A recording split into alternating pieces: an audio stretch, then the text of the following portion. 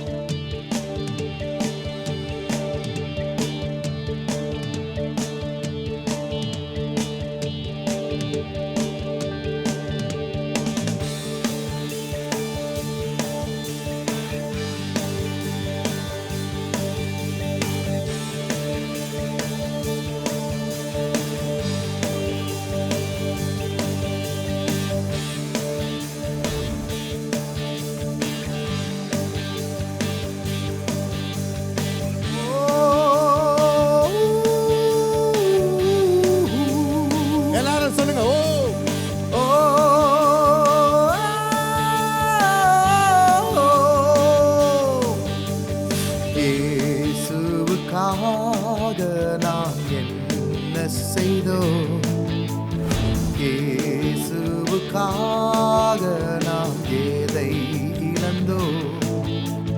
இயேசு நமக்காக சிலுவை சுமந்தார், வெட்கத்தை அனுபவித்தாரே, அவமானத்தை ஏற்றுக்கொண்டு நம்மை நீதிமானாய்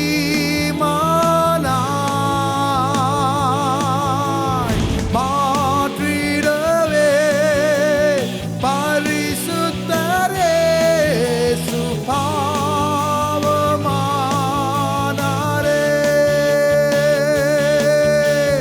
மாற்றிடவே பரிசுத்தரே சுபாவமானாரே. ஓ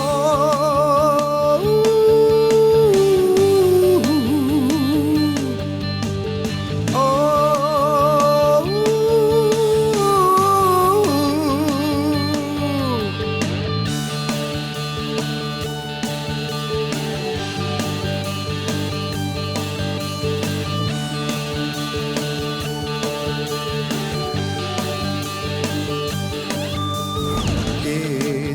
இயேசுவுக்காக நாம் என்ன செய்தோம், இயேசுவுக்காக நாம் எதை இழந்தோம்.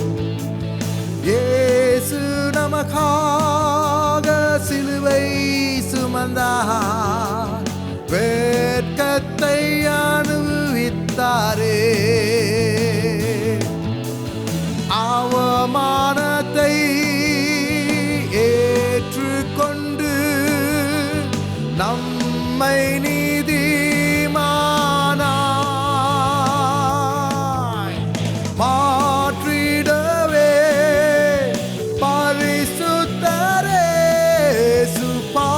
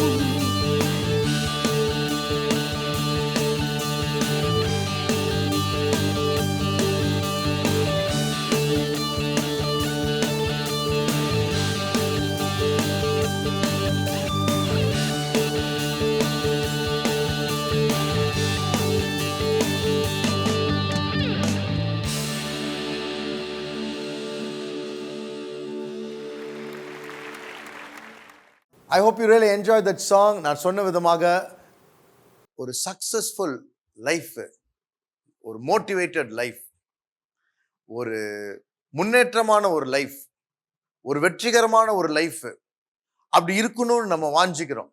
அப்படி நம்ம வாஞ்சிக்க போல யாருக்குமே கெட்ட காரியங்களோ, மோசமான காரியங்களோ, வருத்தமான காரியங்களோ, ஒரு டிசப்பாயிண்டட் ஆகுற மாதிரி காரியங்களோ ஆகணும்னு யாருக்குமே விருப்பம் கிடையாது.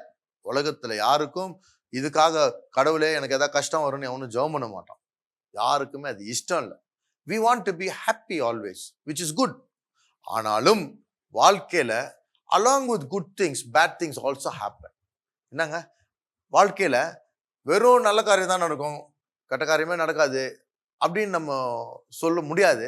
சில சமயம் நடக்கும், எதுக்கு நடக்குதுன்னு தெரியாது. சில சமயம் ஏன் நடந்துச்சுன்னு தெரியும். சில சமயம் காரணம் நம்மளே இருக்கலாம். சில சமயம் காரணம் யாருன்னே தெரியாம இருக்கலாம். இப்படிலாம் சில காரியங்கள் நடக்கும். இப்படி நம்ம வாழ்க்கையில அப்படி ஒரு காரியங்கள் நடக்க போல சிலவங்க அப்படியே நின்றுடுவாங்க. அவங்க வாழ்க்கையில முன்னேற்றமே இல்லை. ஒரு வண்டி போயிட்டு இருக்கிற வண்டி அப்படியே நின்றுடும். அவங்களுக்கு அதுக்கு ஆன்சர் இல்லைன்னா, எனக்கு வாழ்க்கையே சோர்ந்து போச்சு, நான் பைபிள் வாசிக்க மாட்டேன், நான் சர்ச்சுக்கு போக மாட்டேன், நான் யார்ட்டையும் பேச மாட்டேன், உலகமே மோசம், எனக்கு கடவுள் மேல கோபம் இப்படின்னு சொல்லிட்டு அவங்க நல்ல ஒரு பிரயாணம் போயிருக்கும். வாழ்க்கையில நல்ல ஒரு முன்னேற்றம் இருக்கும். ஏதோ ஒரு ப்ராப்ளம் ஆன உடனே அப்படியே வண்டி ஸ்டக் ஆன மாதிரி நின்றுவாங்க அவங்க வாழ்க்கையில. அதுதான் நம்ம வாழ்க்கையில் நடக்கக்கூடாது. அதுக்கு தான் நான் சொல்றேன், சம்டைம்ஸ் பேட் திங்ஸ் ஹேப்பன். அப்போ பேட் திங்ஸ் ஹேப்பன் ஆக போல அந்த பேட் திங்ல ஏதாவது குட் இருக்குதான்னு நம்ம யோசிக்கணும். எப்படி பாருங்க, இது மாதிரி நிறைய வாட்டி நான் கண்டுபிடிச்சிருக்கேன் எவ்வளவு குட் இருந்திருக்குது. இதை நம்ம யோசிக்காதனால்தான் நம்ம மைண்ட் என்ன ஆகுது, ஒரு பிளாக் ஆயிட்டு நம்ம அப்படியே என்ன பண்ணிடுறோம், ரிவர்ஸ் கியர் ஆயிரும், இல்லை ஸ்டக் ஆயிரும். நம்ம வாழ்க்கையில ஏதோ ஒரு நல்ல ஒரு சந்தோஷம் இல்லைங்க, இந்த மாதிரி ஆயிடுச்சுங்க, என்ன பண்றது, சரி இதுல ஒரு நன்மை ஏதாச்சும் இருக்குமோ அப்படின்ற ஒரு யோசனை பார்க்க போல கண்டிப்பாக நன்மை இருக்கும். அப்படின்னா என்ன அர்த்தம், 5 வருஷத்துக்கு முன்னால நடந்த காரியத்தை இப்போ பார்க்க போல, பாத்தீங்களா, இன்னைக்கு நடக்கிற காரியங்களும் ஒரு 2 வருஷம் கழிச்சு பார்க்க போல நம்ம மைண்ட் வேற மாதிரி இருக்கும். நீங்க சொல்லுங்க, இந்த மாதிரி காரியம் நடக்கலன்னா, சார் நான் உங்களை பார்த்துருக்க மாட்டேன் சார், நான் பேசாம அங்க இருந்திருப்பேன் சார், அங்கேயே இருந்து என் வாழ்க்கை போயிருக்கோம். அவன் நீங்க வேலையில இருந்து துரத்தி விட்டான் சார், என்ன நடக்குமோன்னு தெரியல, நல்ல வேலை உங்களை சந்திச்சேன், நீங்க எனக்கு உதவி செஞ்சீங்க, இன்னைக்கு நான் பிசினஸ் ஸ்டார்ட் பண்ணிட்டு இன்னைக்கு நான் ஒரு பெரிய முதலாளி ஆயிட்டேன் சார், இல்ல நான் இன்னைக்கு இன்னும் தொழிலாளியா இருந்திருப்பேன் சார். அப்படி பாத்தீங்கன்னா நமக்கு எப்போ கஷ்டம் கூட அதான் சொல்லுவாங்க, பிளெஸ்ஸிங் இன் டிஸ்கைஸ்னுவாங்க. ஒரு மாறு இடத்துல நல்ல ஒரு ஆசீர்வாதம் என்ன வருதான், மோசமான ஒரு தோற்றத்துல வர மாதிரி. அப்போ நம்ம ஃபெயிலியர், கஷ்டங்கள், டிசப்பாயின்மெண்ட் கூட எல்லாமே it's a part of life. It's a part of life. நமக்கு வெறும் இதுதான் வரும், இது வரக்கூடாதுன்னு நம்ம சொல்ல முடியாது. ஆனா அது வந்துருச்சுன்னா எப்படி நம்ம மனசு உடைஞ்சு அவ்வளவுதான், நம்ம அப்படியே தளர்ந்து போகாதபடி ஒரு ஆட்டிடியூடோட பார்க்க போல நம்ம லைஃப், பெரிய பெரிய சாதனை செஞ்சவங்க எல்லாம் பாத்தீங்கன்னா அவங்க எல்லாம் அப்படிதான் பார்த்திருக்காங்க. தாமஸ் ஆல்வா எடிசனுடைய வாழ்க்கையில பாத்தீங்கன்னா ஒரு பல்பு கண்டுபிடிக்கிறதுக்கு அவர் 1000 வாட்டி செஞ்ச பிறகுதான் சக்சஸ் ஆச்சான்.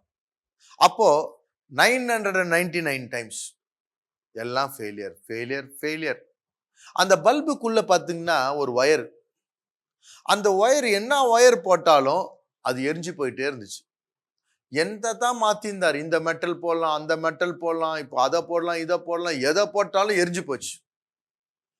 அப்போ சொன்னாராம், 999 டைம்ஸ் என் வாழ்க்கையில போயிச்சேன்னு சோர்வு சொல்லி அவர் என்ன சொன்னாராம், I learnt how not to do. எப்படி ஒரு பல்பை செய்யக்கூடாதுன்றதை கத்துக்கொண்டேன், இதெல்லாம் பண்ணக்கூடாது, இதெல்லாம் பண்ணக்கூடாதுன்னு. அப்புறம் 1000 வாட்டில தான் அவர் யோசனை, அந்த 1000th டைம்ல தான் இது எரியறதுக்கு காரணம் என்ன, உள்ள ஆக்சிஜன் இருந்தா தானே எரியும். அதனால என்ன பண்ணிட்டாங்களாம், அந்த ஆக்சிஜன் அப்படியே உறிஞ்சி எடுத்துட்டா என்ன ஆகும், அங்க வேக்யூம் ஆக்கிட்டா என்ன ஆகும்னு அதான் கிளிக் ஆயிடுச்சு. ஆனா அவங்க எல்லாம் பாருங்க சோர்ந்து போல. 500 வாட்டி எப்பவுமே நமக்கு வேணாங்க, எல்லாம் பணம் வேஸ்ட் ஆகுது, டைம் வேஸ்ட் ஆகுதுன்னு சொல்லியிருந்தா 500வது தடவை விட்டுருக்கலாம். ஆனா 999 டைம்ஸ் ஃபெயிலியர். ஆனா மனம் தளராம அவர் என்ன பண்றாரு, முயற்சி பண்ணி கிளிக் ஆயிடுச்சு. இன்னைக்கு நம்ம லைஃப்ல கூட ஃபெயிலியர் எல்லாமே சோகமா பார்க்காம, நம்ம வாழ்க்கையில பேட் திங்ஸ், ஃபெயிலியர்ஸ் கூட can be lessons that we learn. இதெல்லாம் லெசன்ஸ், லேர்னிங் எக்ஸ்பீரியன்ஸ். நம்ம வாழ்க்கையில இதெல்லாம் லேர்னிங் எக்ஸ்பீரியன்ஸ். பிழைகள் செய்து, தவறு செய்து நமக்கு ஒரு சின்ன பிசினஸ் தொடங்கி கூட ஃபெயிலியர் ஆயிருக்கலாம் சார். உடனே நமக்கு பிசினஸே நம்ம ரத்தத்துல இல்ல, வேண்டாம் போய் எங்கேயா போய் வேற ஏதாவது வேலை செஞ்சுட்டு அப்படியே சாதாரணமா இருந்துடலாம்னு யோசிக்காத படிக்கு.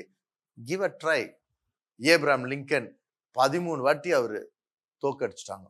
அவர் வந்து ஜெயிக்கவே முடியல. 13வது வாட்டி அவர் ஒரு பெரிய பிரசிடென்டா மாறினார். வாழ்க்கையிலே ஒரு பெரிய சாதனை அமெரிக்கால. இப்போ இவங்கெல்லாம் பாத்தீங்கன்னா, அப்ப இவ்வளோ தூரம் கெட்ட காரியங்களும், சேட் காரியங்களையும், தோல்விகளும், வெக்கத்தையும் அனுபவிச்சு தான் வந்து ஒரு வாட்டி ஏறிட்டாங்க. ஸோ உங்க வாழ்க்கையில நம்ம எப்பவுமே பேட் திங்ஸ் ஹேப்பன் ஆன உடனே மனம் தளர்ந்துடக்கூடாது. சில சமயம் பாருங்க, இன்னொரு கதை சொல்றேன். வாழ்க்கையில எது நமக்கு கெட்ட காரியம் நடந்துச்சுன்னு நினைச்சோமோ அதுதான் ரொம்ப ரொம்ப ரொம்ப நல்ல ஒரு காரியமா மாறணும். ஒரு கதை ஒண்ணு இருக்கு. அந்த கதை என்னன்னா, ஒரு ராஜா ஒருத்தர் இருந்தாராம். அவர் ஏதோ ஆப்பிள்லாம் வெட்டிட்டு இருந்தாராம். சாப்பிட்டுட்டு இருக்க போல விரல வெட்டிக்கிட்டாராம். விரல வெட்டினோன்னு கூட ஒரு மினிஸ்டர் இருந்தாராம். அந்த மினிஸ்டர் சும்மா இருக்க வேண்டியது தானே. அவர் ஆனா உனா ஒரு டைலாக் விட்டுட்டே இருப்பாராம். எது செஞ்சாலும் சொல்லிக்கிட்டே இருப்பானா அந்த ஆளு. என்ன சொன்னாராம்? எல்லாம் நல்லதுக்கு. அது இப்ப விரல் வெட்டினப்போ சொல்லணும். அவர் சொல்லிட்ட உடனே ராஜாவுக்கு கடுங்கோவம். என்னடா என் விரல் வெட்டி போயிடுச்சு, எனக்கு இப்போ கை பாரு 5 விரல் இருக்கும் எல்லாருக்கும், எனக்கு மட்டும் 4 ஆயிடுச்சு, எல்லாம் நல்லதுக்கு நான் சொல்றேன் அப்படின்னு அந்த கோவத்துல என்ன பண்ணாராம், அவனை தூக்கி ஜெயில போட்டார். அவ்வளவுதான். பாவம் அந்த ஆளு, நம்ம என்னத்துக்கு சொன்னோமோ தெரியலையேன்னு அவருக்கும் தெரியல.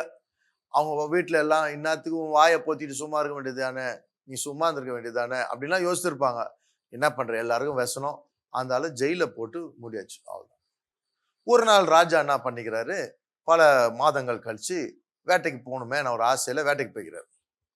வேட்டைக்கு போனா காட்டுக்குள்ள போனா என்ன ஆச்சு, வேட்டை ஏதோ மாட்டுதுன்னு பார்த்தா கடைசியில இவரு மாட்டிக்கிட்டாரு. எல்லாம் யாருன்னா கனிபல்ஸ் மாதிரி ஆளுங்க, மனுஷனே பிடிச்சி அறுத்து சாப்பிட்டுவானுங்க. அந்த மாதிரி மோசமான காட்டுவாசிகள் வந்து இவரை பிடிச்சிட்டாங்க. பிடிச்சி ஒன்றும் தெரியல, இவரை பாட்டு இழுத்துட்டு போயிட்டாங்க. இழுத்து சட்டையெல்லாம் கழட்டி என்னடா பண்ண போறாங்கன்னா, நாங்க வந்து உன்னை எங்க கடவுளுக்கு பலி செலுத்த போறோம்ட்டாங்க. உன்னை அறுத்து பலி செலுத்திடுவோம், அவ்வளவுதான். இவருக்கு ஒன்றும் செய்ய முடியல. இவர் அங்க நின்றுட்டு என்ன ஆக போதோன்னப்போ ஒருத்தன் அங்கிருந்து பாத்துக்கிறான்.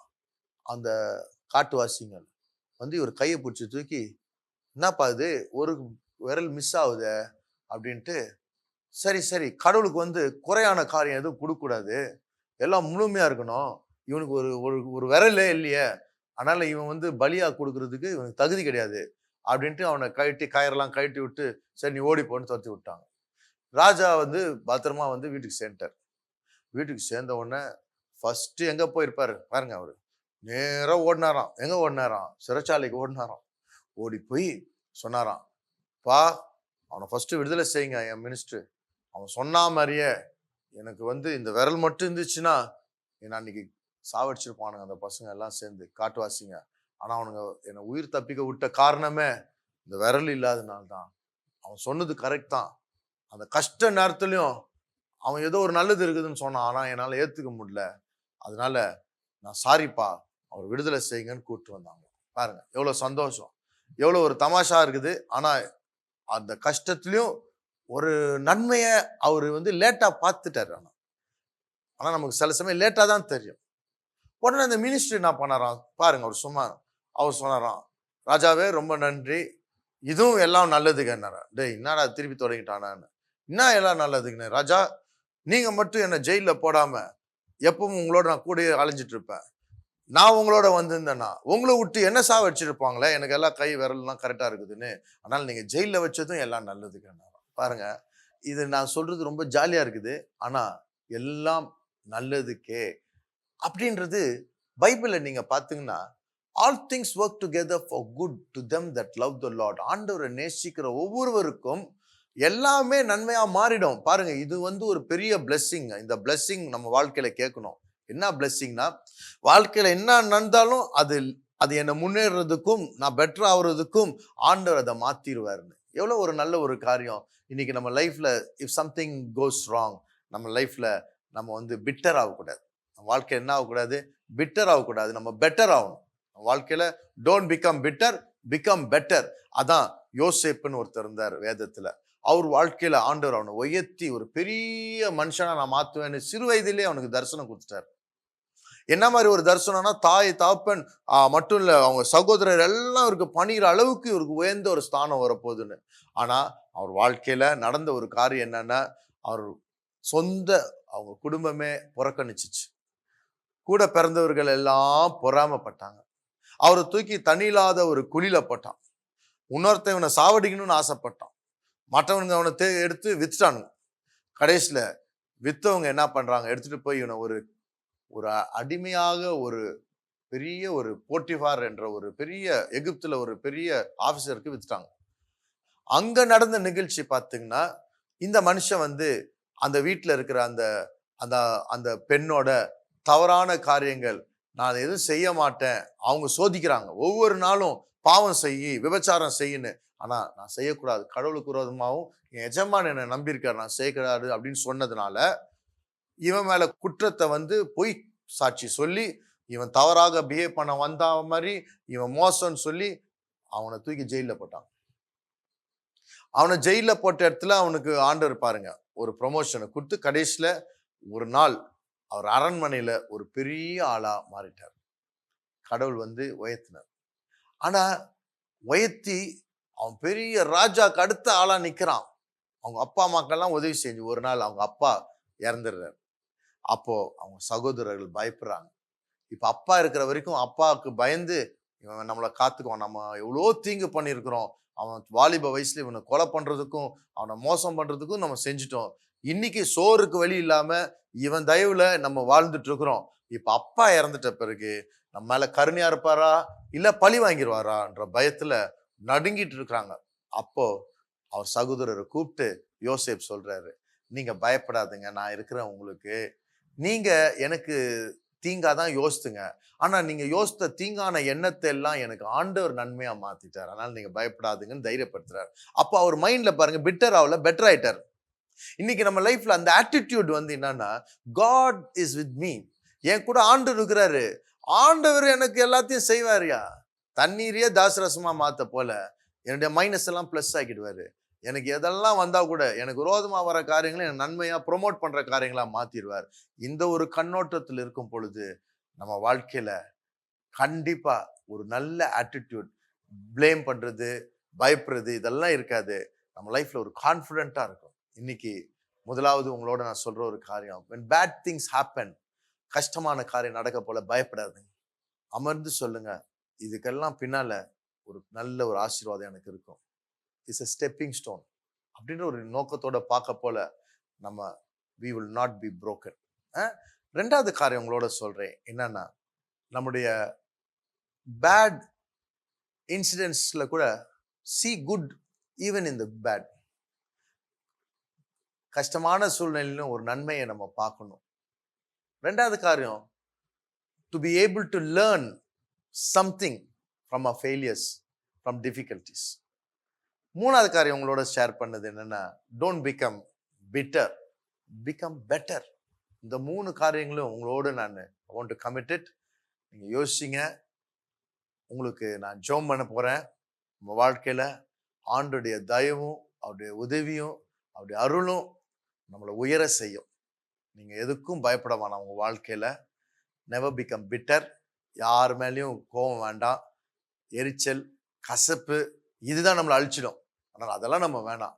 எது செஞ்சாலும் ஆண்டவரே நீர் பார்த்துக்கிறீர், உங்க தயவுனால என்னை மூடி என்னை உயர்த்துங்க, நீங்க என்னை தூக்குனீங்கன்னா, நீங்க என்னை வாழ வச்சீங்கன்னா போதும் அப்படின்னு கமிட் பண்ணுங்க. உங்க லைஃப்ல ஒரு பெரிய ஆசீர்வாதத்தை நீங்க காணணும். அப்பா, இந்த நேரத்துல கூட நாங்கள் இயேசு நாமத்தினால உம்மிட்ட வரோம். இதை பார்த்து கொண்டிருக்க ஒவ்வொரு உள்ளத்துல இருக்கிற சஞ்சலங்கள், பயங்கள், அவங்க வாழ்க்கையில இது வரைக்கும் சில காரியங்களை அறியாம இருந்திருக்கலாம், ஆனா இன்னைக்கு அவங்க மைண்ட்ல ஒரு புது காரியத்தை கத்துக்கொண்டு இதை கடைப்பிடிக்க கிருபை தாரும். அவர்கள் வாழ்க்கையில ஒரு நல்ல ஒரு ஆட்டிடியூடோட மூவ் பண்ணிட்டோம். व्यसனமும் சோர்வும் கசப்பும் வேண்டாம். அவங்க வாழ்க்கையில ஒரு முன்னேறவும் ஒரு பெரிய ஆசீர்வாதத்தை பெற்றுக்கொள்வதற்கு தகுதிப்படுத்த கிருபை தாரும். இந்த நாள்ல கூட உங்களுடைய தயவும் உங்களுடைய இரக்கத்தையும் எங்கள் வாழ்க்கையில நாங்கள் கேட்கிறோம். ஆண்டவரே, எங்கள் மேல் இறங்கும். எங்கள் வாழ்க்கையில இருக்க எல்லா பாவத்தையும் நீர் நீக்கிறதுக்கு, சிலுவையில மரிச்சிட எங்க மைனஸ் எல்லாம் பிளஸ் ஆக்குறதுக்கு, எங்களுடைய அநீதி எல்லாம் உறிஞ்சிட்டு உங்களுடைய நீதியை கொடுத்தது நிமித்தம் நீங்க உங்க கண்ணில் எங்களுக்கு தயவு அது நிமித்தம் தான் இயேசு கிறிஸ்து சிலுவையில் சிந்தின அந்த இரத்தத்தின் மூலம் எங்கள் அனைத்து குறைகளும் மூடப்பட்டு பாவங்களும் மன்னிக்கப்பட்டு நீர் எங்களுக்கு ஒரு நல்ல ஒரு ஸ்தானத்தை கொடுத்து ஒரு தயவு உன் கிருபையும் பெற்றுக்கொள்ள செய்ததுக்காக நன்றி. இங்க பார்த்து கொண்டிருக்க ஒவ்வொருவரையும் ஆசீர்வதிங்கன்னு கேட்கிறோம். அவங்க குடும்பத்துல ஒரு உற்சாகத்தையும் தைரியத்தையும் அவங்க பிசினஸ் எல்லையை பெரிதாக்குங்க. இயேசு மூலம் கேட்கும் பிதாவே, ஆமென். ஃப்ரெண்ட்ஸ், இதை நீங்க கேட்டுங்க. உங்களுடைய ஃபீட்பேக்ஸ் இதை குறித்து நீங்க கத்துக்கொண்டுங்க. இல்லை உங்க வாழ்க்கையில ஏதாவது சாட்சி பிரயோஜனமா இருந்துச்சு, அது இல்லைன்னா எனக்கு இதை குறித்து கூட சில சமயம் நீங்க பேசுங்க அப்படின்னு ஏதாவது டாபிக்ஸ் இருந்தால் கூட சொல்லலாம். உங்களுடைய ஃபீட்பேக் அனுப்புங்க. நாங்க உங்களுக்காக ஜெபிக்கிறோம். உங்களுக்கு என்னன்னாலும் சொல்லுங்க. உங்க ஜெப ரிக்வெஸ்ட் டெய்லி ஒரு 8 மணி நேரம் ஜெபம் எங்களுடைய ஆஃபீஸில் உங்களுக்காக ஜெபம் பண்றோம். உங்களுக்கு எதாவது இருந்தால் சொல்லுங்க. We'll include that and pray for you. தொடர்ந்து நாங்கள் உங்களுக்காக ஜெபம் பண்றோம். தொடர்ந்து இந்த ப்ரோக்ராம் பாருங்க. இதன் மூலம் உங்க வாழ்க்கையிலும் உங்க குடும்பத்திலையும் பெரிய ஆசீர்வாதம், சுகம், செழிப்பு கண்டிப்பாக உங்க வாழ்க்கையில் நடக்கும். எப்படின்னு சொல்றோம்னா, அநேகர் எங்களுக்கு சாட்சியை சொல்லியிருக்கிறாங்க. ஸோ அடுத்த நிகழ்ச்சியை நாம் சந்திக்கிற வரைக்கும் உங்கள்கிட்ட இருந்து நான் விடைபெறுகிறேன். God bless you. Bye. Dear friends, எப்பொழுதுமே நம்முடைய நிகழ்ச்சி ஞாயிற்றுக்கிழமையில் இருந்துச்சு. இப்பொழுது ஞாயிற்றுக்கிழமையிலிருந்து புதன்கிழமையாக மாறி இருக்குது. அதே 10:30 மணி நைட்டுக்கு நம்ம நிகழ்ச்சி வரும், பாருங்க. அது மட்டும் இல்லை, நம்முடைய யூடியூப்ல போய் Isaac Joe MNM Isaac Joe TV ministries இதை டைப் பண்ணிங்கன்னா நம்முடைய தமிழ் செய்திகளையும் நீங்கள் பார்க்கலாம். நீங்கள் அதில் போய் நீங்கள் சப்ஸ்கிரைப் பட்டன் அமுக்கி அதில் இருக்கிற பெல் பட்டனையும் அமுக்குனீங்கன்னா நம்ம ரிலீஸ் பண்ணுற ஒவ்வொன்றும் தவறாமல் உங்களுக்கு முதல்ல அறிவிக்கப்படும்.